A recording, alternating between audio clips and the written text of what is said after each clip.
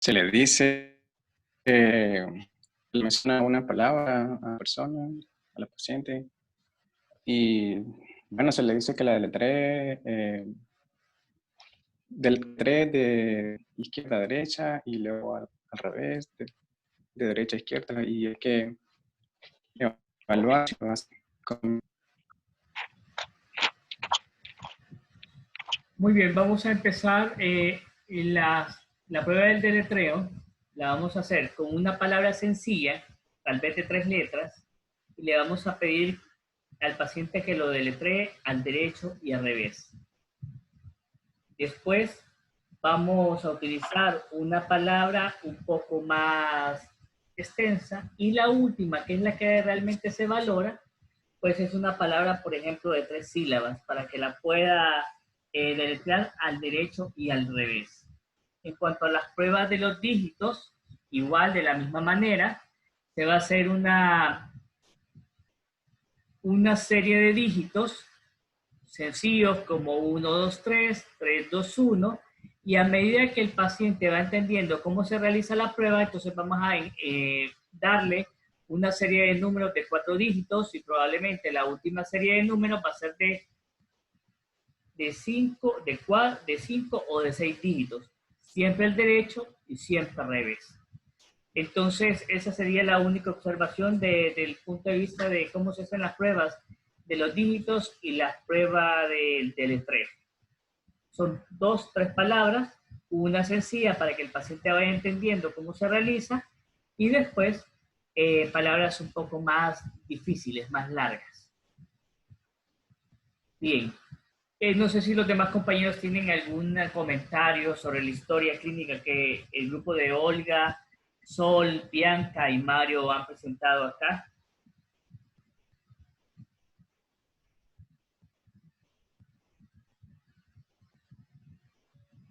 Por los momentos no. Ok, ¿les queda realmente claro, por ejemplo, la presencia del síndrome depresivo y del síndrome psicótico? Sí, doctor. Ok, muy bien. Entonces vamos con la marcha diagnóstica. Bueno, continuando con la marcha diagnóstica, el diagnóstico sindrómico sintomático sería síndrome depresivo y síndrome psicótico. Y los síntomas del síndrome depresivo, que ya los habíamos mencionado, presenta tristeza, alteración de sueño y apetito, ideas sobrevaloradas de culpa, irritabilidad, ideas de muerte e intento suicida. Y los síndromes psicóticos, que presenta ideas delirantes de persecución, ideas delirantes de daño, ideas delirantes de culpa, alucinaciones visuales, alucinaciones auditivas incompletas y alucinaciones auditivas elementales, también alucinaciones auditivas táctiles y, en general, una conducta alucinatoria. Dentro del diagnóstico neuroanatómico del síndrome depresivo, las zonas afectadas son sistema límbico y región orbitofrontal. El síndrome psicótico, el sistema límbico, las regiones prefrontales, lóbulos temporales, tálamo y los ganglios. El diagnóstico neuroquímico en el síndrome depresivo se da una disminución de serotonina, noradrenalina y dopamina, y en el síndrome psicótico un aumento de dopamina. Diagnóstico psicosocial, pues puede ser a causa de la muerte de las personas allegadas, como ser sus padres, conflictos familiares por los problemas durante la adolescencia de su hermana, y otros como la desaparición de su hermana. Y el diagnóstico etiológico, factores psicosociales y predisposición genética.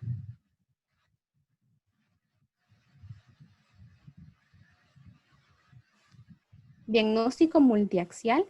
En el eje 1, los diagnósticos clínicos serían el síndrome psicótico y el síndrome depresivo.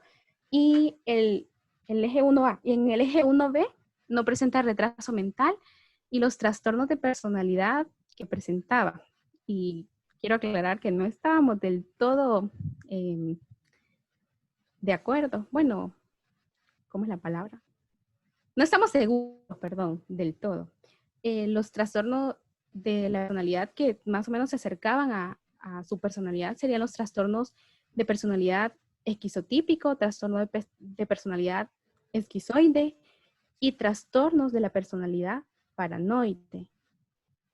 En el eje 1C no presenta condiciones médicas no psiquiátricas. En el eje 2, niveles de funcionamiento en la calidad personal y supervivencia, pusimos un 5, disfunción máxima. Funcionamiento, interacción con la familia, un 4, disfunción muy severa. Y el funcionamiento en otros desempeños y actividades, un 2, disfunción obvia. En los estresores asociados tenemos problemas relacionados con situación familiar atípica, problemas relacionados con hechos negativos de la niñez por la muerte de ambos padres, problemas relacionados con experiencias personales atemorizantes en la infancia, problemas relacionados con el estrés, no clasificados en otra parte, historia familiar de otros trastornos mentales y del comportamiento, porque su hermana también presenta trastornos del comportamiento. Y de la historia clínica, eso sería todo. Muy bien. Y si no estaban seguras de los diagnósticos de personalidad, esquizotípico, esquizoide y paranoide, ¿por qué lo pusieron? Bueno, Doctor, más que todo para que usted nos pudiera guiar en esto, porque teníamos un poco de dudas al saber cuándo se categorizaba o cuándo se clasificaba un trastorno de personalidad, porque ella no cumplía todos los síntomas. Tenía varios que eran ausentes, algunos eran más presentes que otros, pero tenía en esos 3 tenía algunos marcados. Y también porque nos los común es que tenían que ver con un episodio psicótico breve relacionado con un estresor. Entonces, más que todo para que nos ayudara. Ok, muy bien. bueno, digamos, en el trastorno esquizoide, creo que era, el paciente puede presentar trastornos delirantes y lo pusimos por eso, porque la paciente presenta trastorno delirante y ese trastorno de la personalidad se puede aparecer en síndromes, en trastornos psicóticos breves, como dijo la compañera Bianca. Al revés. El trastorno psicótico breve puede presentarse bajo mucho estrés en pacientes con esos trastornos de personalidad. Ok, Sí. Olga, ¿usted revisó el último correo que yo le mandé con las sugerencias? Sí, lo revisé y preparamos una presentación. Bueno, pues vamos a ver qué presentación tienen ahí para después poderles dar una orientación sobre los trastornos de personalidad. Permítame. Ese es el flu, ¿verdad? Sí, ese es.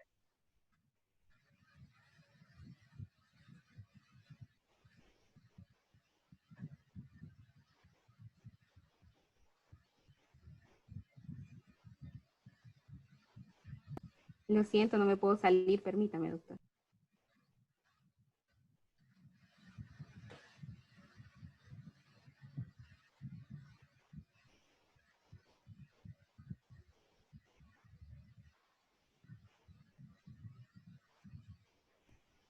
Mira la presentación.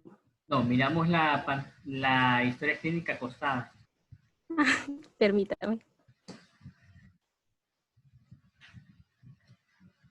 Ahí.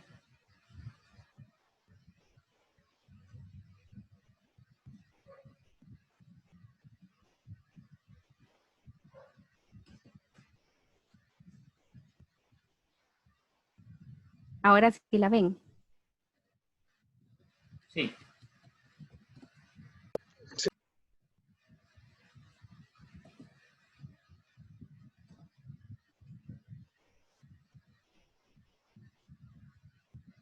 Ok, muy bien.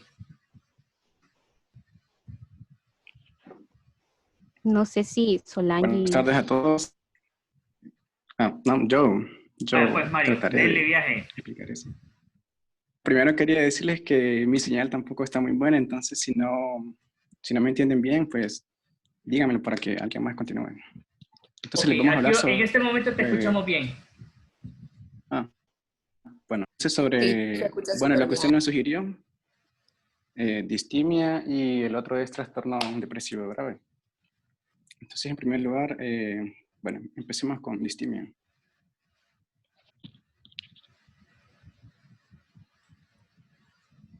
A ver, ¿qué es la distimia? Es un trastorno cuya característica esencial es un estado de ánimo deprimido crónicamente. Ahora, ¿qué más es importante saber con respecto a esto? Que la mayor parte del día también y durante la mayor parte del día durante casi todos los días. Ahora, algo importante que es lo que hace la diferencia entre distimia y depresión mayor es que la distimia tiene una duración mínima de 2 años. En cambio, la depresión mayor tiene una duración mínima, si no me equivoco, de 2 semanas. Con respecto a la distimia, que no puede mostrar un periodo mayor de 2 meses libre de sintomatología. Ahora, en otras palabras, ¿cómo podemos definir distimia? Podemos decir que la distimia es una depresión relativamente leve, pero de mayor duración. Y algo importante que se me estaba olvidando es que la sintomatología, bueno, lo dije ahorita, es más leve, entonces significa tanta discapacidad en las personas. Ahora, ¿cuáles son los síntomas? Bueno, y un montón, pero solo escogimos algunos. Por ejemplo, los más importantes: tristeza, pérdida de interés o anedonia, alteraciones del sueño, del apetito. Estos pueden estar aumentados, pueden estar disminuidos. Hay inquietud también, irritabilidad.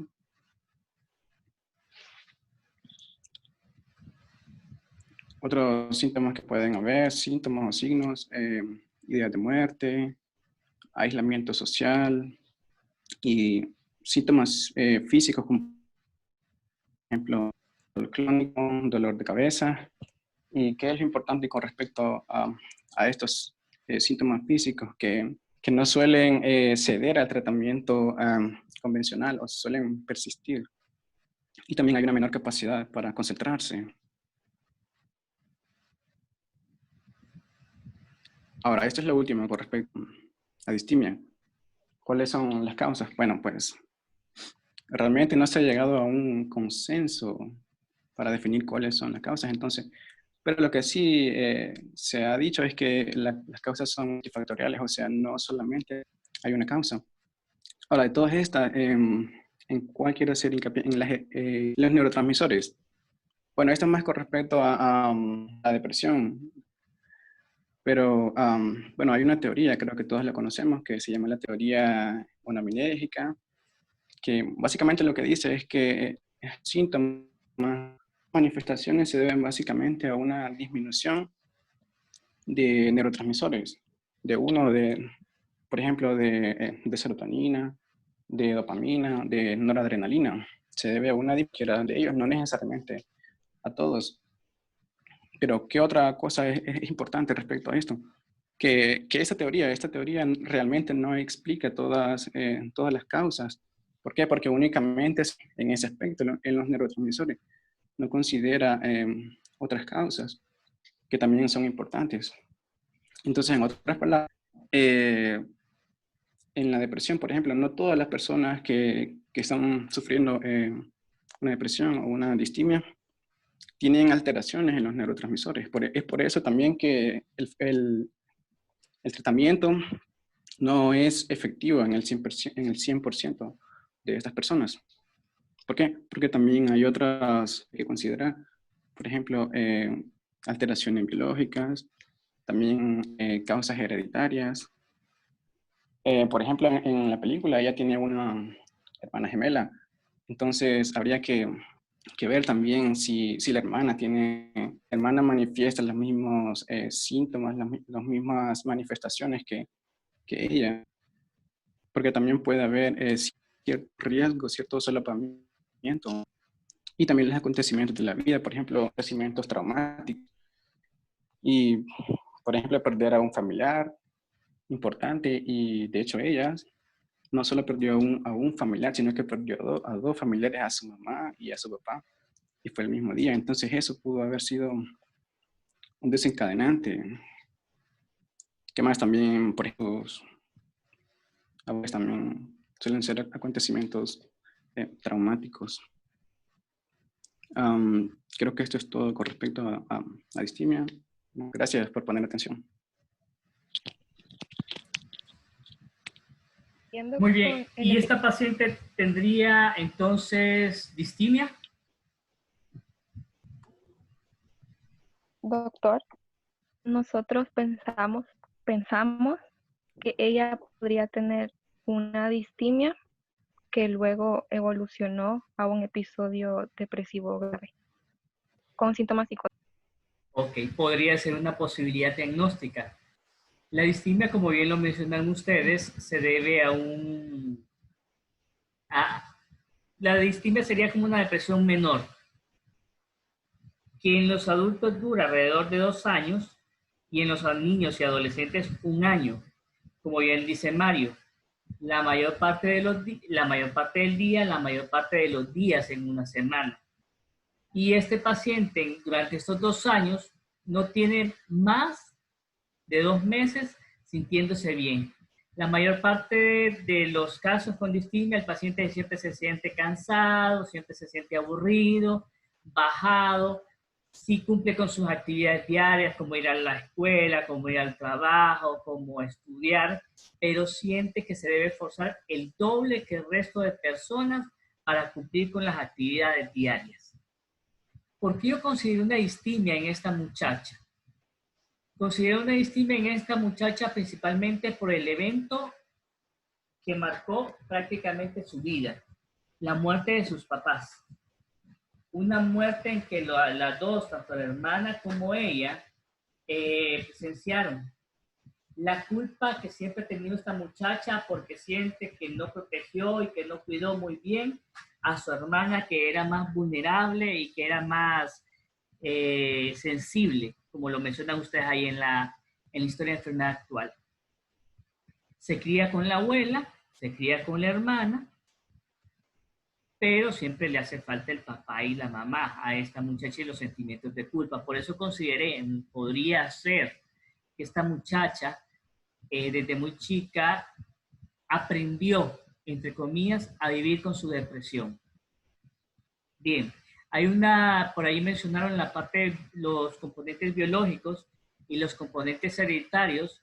Lastimosamente sí hay una correspondencia en hermanos homocigotos que aumentan el riesgo de depresión. Si uno de los gemelos tiene depresión o tiene esquizofrenia, aumenta el riesgo de padecer este mismo cuadro el otro hermano gemelo. Entonces, ahí está el componente. Además del componente neuroquímico, que bien lo mencionaba Mario, la serotonina, la noradrenalina y algunas veces podría tener influencia la dopamina, sí no se debe dejar de lado todos los eventos ambientales o psicológicos o sociales que podrían también provocar en una persona con una vulnerabilidad, pues un cuadro depresivo o un cuadro de cualquier otro tipo. Aquí lo tiene el grupo. Las diferencias biológicas y las hereditarias. Se hereda la vulnerabilidad, no se hereda la enfermedad. Si en mi familia hay antecedentes de depresión, es más fácil que yo desarrolle cuadros depresivos, igual como cuadros psicóticos, igual como cuadros ansiosos. Y los acontecimientos de la vida. Como ustedes han visto en la línea de vida, todos somos producto de lo que nos sucede en nuestra existencia. Desde el momento que nuestros padres salen embarazados, cómo nos reciben en esa familia, pues ya estamos teniendo ya sea un factor Y ese factor, esa vulnerabilidad puede presentarse, pero si los acontecimientos de la vida hacen que la vida de esta persona sea difícil, como por ejemplo la muerte de los padres, abusos sexuales, maltratos, va a ser mucho más fácil que esta mujer o este hombre desarrolle un cuadro depresivo. Muy bien, ahora van a hablar sobre el episodio depresivo grave con síntomas psicóticos. Muy bien. Sí. CIE-10 clasifica a la depresión mayor dentro del...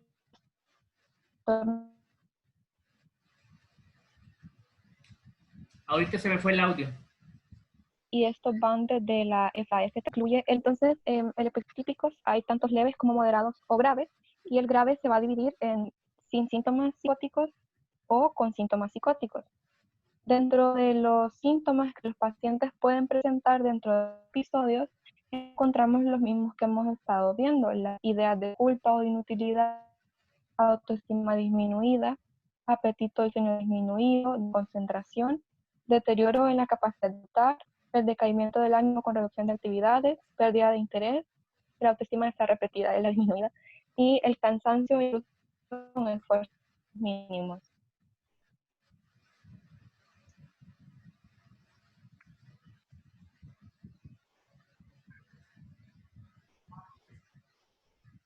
Olga, Hola. Ay, ya la pasé. ¿Qué diapo están mirando ustedes? Disculpen. La clasificación de... Ah, sí. Bueno, Con respecto ay, lo siento.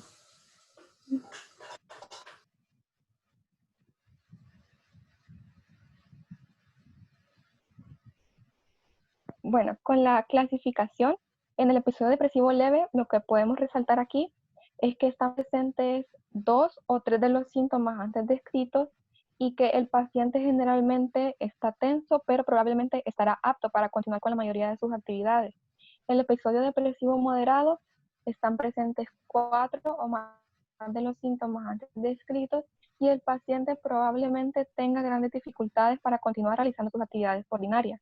Y el episodio depresivo grave sin los síntomas psicóticos va a tener varios de los síntomas característicos, pero va a tener unos más marcados que otros, que van a ser angustiantes, especialmente como la pérdida de la autoestima y las ideas de inutilidad y de culpa. También van a ser frecuentes las ideas y acciones suicidas y usualmente se presenta una cantidad de síntomas somáticos.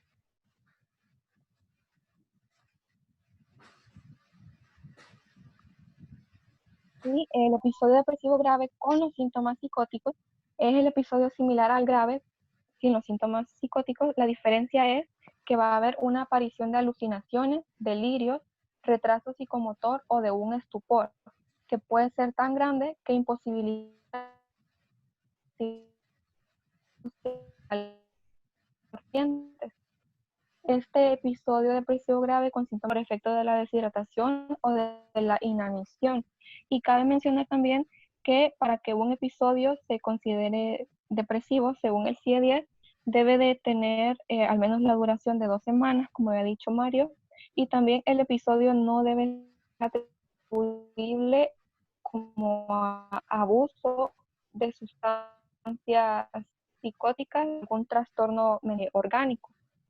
Entonces, encontramos unos criterios de gravedad para clasificar a un episodio depresivo según la CIE-10, por lo que menciona que hay categorías como criterios A, B y C. Hay criterios generales para un episodio depresivo y es lo que les decía, que debe durar al menos 2 semanas y que no se debe atribuir al abuso de sustancias o trastornos orgánicos. Debe de presentar al menos 2 de los siguientes síntomas, como ser humor triste, presente entre la mayor parte del día y casi todos los días, marcada pérdida de los intereses o incapacidad de disfrute y falta de calidad o fatigabilidad. Tienen que incluir al menos 2 de esos de la categoría B. Y en la C debe de presentar más de un síntoma de esta lista, como ser sentimiento de inferioridad, reproches hacia sí mismo, sentimientos de culpa, conducta suicida, falta de decisión, cambios de actividad psicomotriz, alteraciones del sueño y cambios del apetito.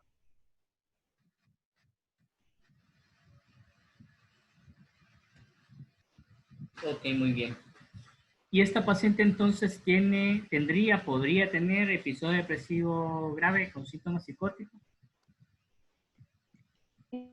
Nosotros creíamos que sí tenía al inicio, como usted decía, posiblemente una distimia, y que luego con el episodio de que la hermana desapareció y que le causó estrés, podría haber tenido un episodio depresivo grave con síntomas psicóticos, ya que la duración también fue de 2 semanas al menos, y no se atribuía al uso o al abuso de sustancias o trastornos orgánicos. Muy bien. ¿Alguien tiene comentarios o preguntas al grupo?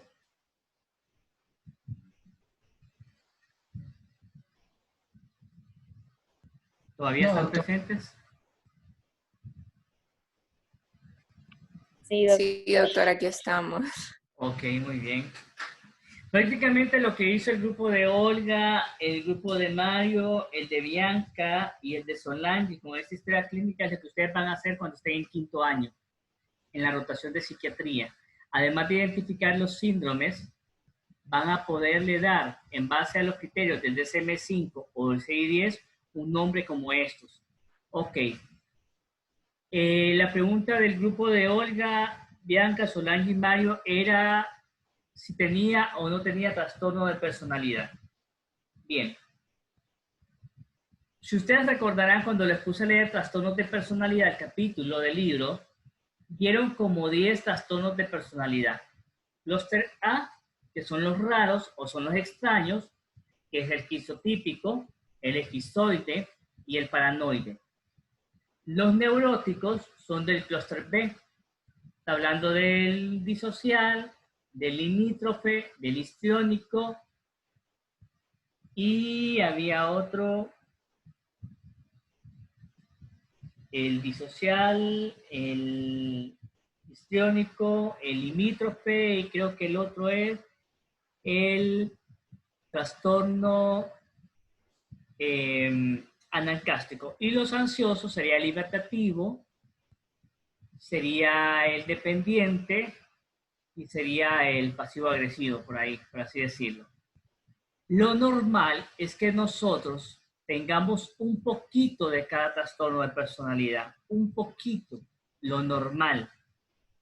Un poquito de histriónico, un poquito de paranoide, un poquito de esquizoide, un poquito de narcisista, un poquito de anancástico, obsesivo compulsivo, pero se vuelve un trastorno mental cuando ya no es solo un poquito, sino que nuestras características de personalidad son más dirigidos hacia un solo trastorno de personalidad.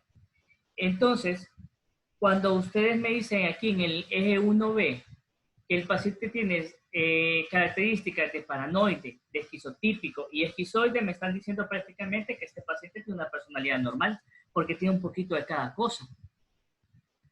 No siempre se va a poder hacer un diagnóstico de trastorno de personalidad en el paciente. No siempre se va a poder hacer un trastorno de personalidad. Cuando está muy claro, cuando es muy evidente, sí se puede hacer. Pero en este caso, pues no hay suficientes datos como para poder decir si un paciente tiene trastorno de personalidad. Incluso al nivel donde están ustedes, no es tan fácil poderlo diagnosticar. Así que creo que el ejercicio de la historia clínica de este grupo fue bastante bueno. Lo que me interesaba a mí en cuanto a los antecedentes y el examen mental es que aprendieran o estén aprendiendo cómo redactar este tipo de antecedentes, cómo redactar y familiarizarse con las pruebas del examen mental. Y yo creo que este grupo en particular lo ha logrado. Sí le puso bastante inventiva, sí le puso bastante coherencia a la historia de enfermedad actual y me parece bien porque sí se nota el episodio depresivo, es evidente el episodio psicótico Y pues el plus de este grupo fue hablar sobre la distimia y hablar sobre el episodio depresivo grave con síntomas psicóticos, que será como un plus. Que esa fue una recomendación que yo hice cuando les revisé la historia clínica y que ellos lo tomaron a bien. No sé que si tienen algún comentario los demás compañeros.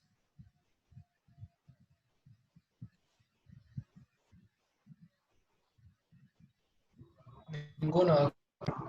Ok, ¿les pareció bien el ejercicio?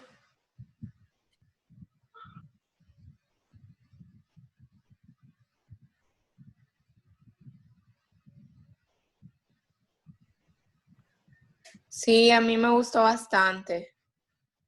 La película es media sangrienta, la verdad. Doctor, yo no pude dormir del miedo. Bien, Olga.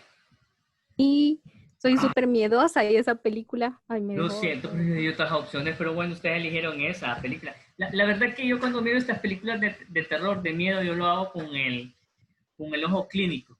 Entonces yo estoy pensando, este paciente tiene un cuadro psicótico o este paciente tiene un cuadro depresivo. Entonces así lo estoy viendo y de alguna forma pues, no me da tanto temor.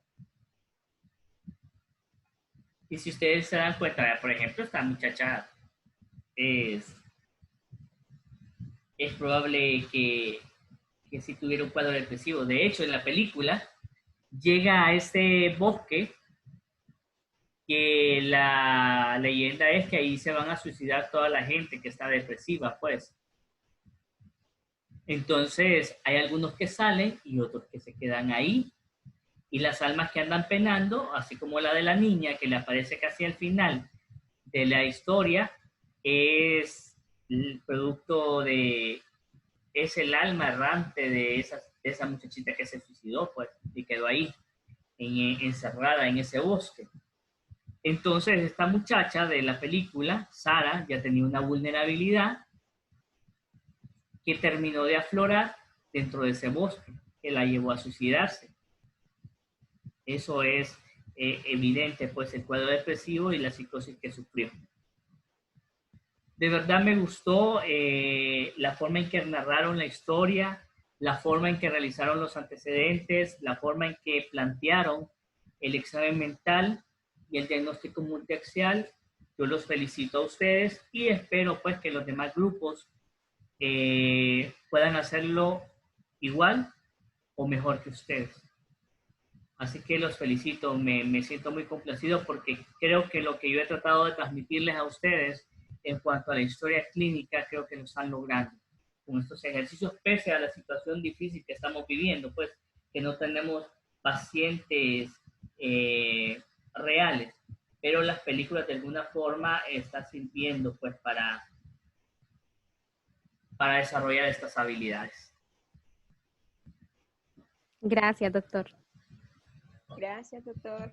Gracias, doctor. Gracias, doctor. Ok, muy bien, cuídense muchachos, por favor, tomen sus precauciones, si van a salir a hacer mandados, que sea lo necesario, mantener el distanciamiento social y pues cuidar a sus seres queridos, educarlos en cuanto al uso de las medidas de bioseguridad y también educarlos en cuanto al uso y la importancia de andar su mascarilla durante este tiempo.